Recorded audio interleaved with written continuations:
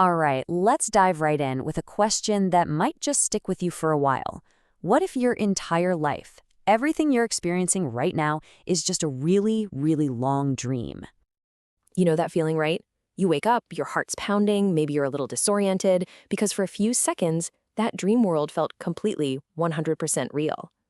That little moment of confusion? That's our starting point. It's the tiny crack in the wall of certainty we build between what's real and what isn't.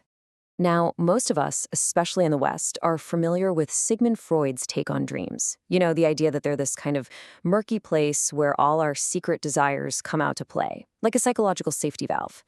But the Vedantan philosophy we're exploring today sees it differently. It's less about suppression and way more about creation. Dreams are just what your mind builds with the leftover materials from your day. And the name for those leftover materials is samskaras.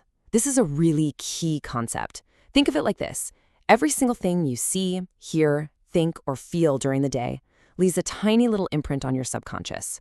These samskaras become this huge database, this library of assets, that your mind then uses at night to construct your dream world. It's not magic. It's just recycling your own life experiences. Okay, so to really get our heads around this, we need a framework.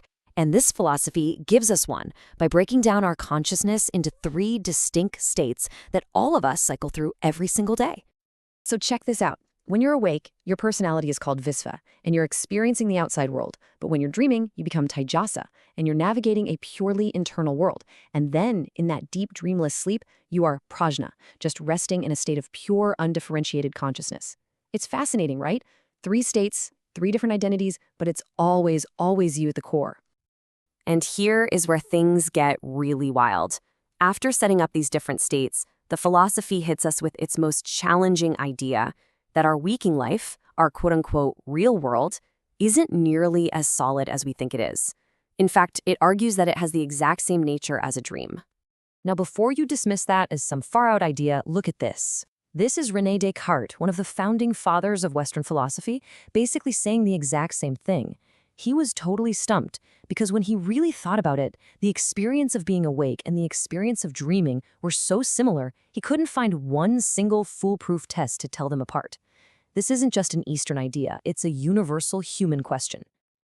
And here's the logic. Just look at the parallels. In both states, you have a subject, that's you, perceiving objects. Both states have a clear beginning and an end. But here's the real kicker. Each state completely cancels the other one out. The waking world is totally gone when you're dreaming, and the dream world vanishes the second you wake up. From a logical standpoint, they're on perfectly equal footing. Neither one is more real than the other while you're in it. So if you follow that logic, you arrive at this pretty mind-bending conclusion. Our waking life is what's called a dirgha swapna, a long dream. The only difference isn't its nature, but simply its duration. It feels more real just because it lasts longer and seems more consistent. It's a huge idea to chew on for sure. Now, to help make this super abstract concept feel a little more real, ancient texts often used stories. And the most famous one for this is the parable of King Janaka. It really brings the whole idea to life. So picture this. A powerful, wealthy king falls asleep in his palace. In his dream, he's a poor beggar. He's been thrown out of his own kingdom, he's starving, he's desperate. He finally gets his hands on one tiny bowl of food, his only hope. And just as he's about to eat, 2 bowls start fighting and smash it to pieces. The feeling of loss is so intense, so real, that it jolts him awake. He's back in his opulent room, trembling. But he can't shake it. The suffering he felt as a beggar was absolutely real. The hunger, the despair, it was all there. But now his life as a king feels just as real. So he gathers all his wisest advisors and asks them this incredible question. Which one is real? My life as a king or my life as a beggar? This or that? And the entire court is silent. Nobody has an answer. Until a wise sage named Ashtavakra steps forward and delivers the punchline that changes everything. He looks at the king and says, "Neither this nor that is real." Both the king and the beggar are just temporary experiences, 2 different movies playing out in your consciousness.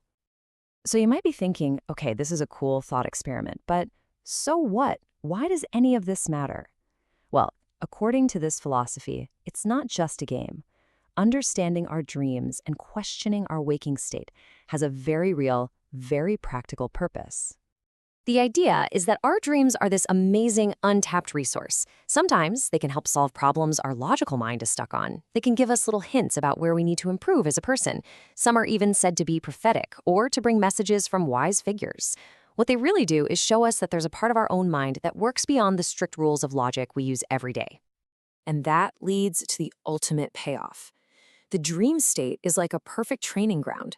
When you see night after night how a world that feels totally solid can just dissolve into nothing, you start to hold your waking world a little more lightly. And that perspective, that understanding that all our experiences are temporary, is said to be the direct path to discovering who you truly are underneath all the roles you play. So, if waking is a long dream and dreaming is a short dream, is that it? Is that the whole story? Well, not quite. The philosophy points to one final state, which isn't really a state like the others, but more like the foundation for everything. It's called Turiya, or the fourth state. Think of it as the silent, unchanging awareness that was there when you were awake, there when you were dreaming, and there when you were in deep sleep. It's like the movie screen. The screen doesn't change whether you're playing a comedy, a drama, or a tragedy on it. Turiya is that screen. It's the witness to all your experiences, but it's never affected by them. And that, this philosophy says, is your true self. And all of this deep, profound thinking comes to us from the work Philosophy of Dreams by Sri Swami Sivananda. It's a powerful framework that invites us not just to live our lives on autopilot, but to really observe them, to question them, and to search for the reality that holds it all together. So we'll leave you with this famous, haunting question from another philosopher, Chuang-Tzu. He had a dream that he was a butterfly, and when he woke up, he couldn't be sure. It's the perfect question to end on because it doesn't really need an answer. It's just an invitation to wonder, and maybe, just maybe, to look at your own reality in a completely new light.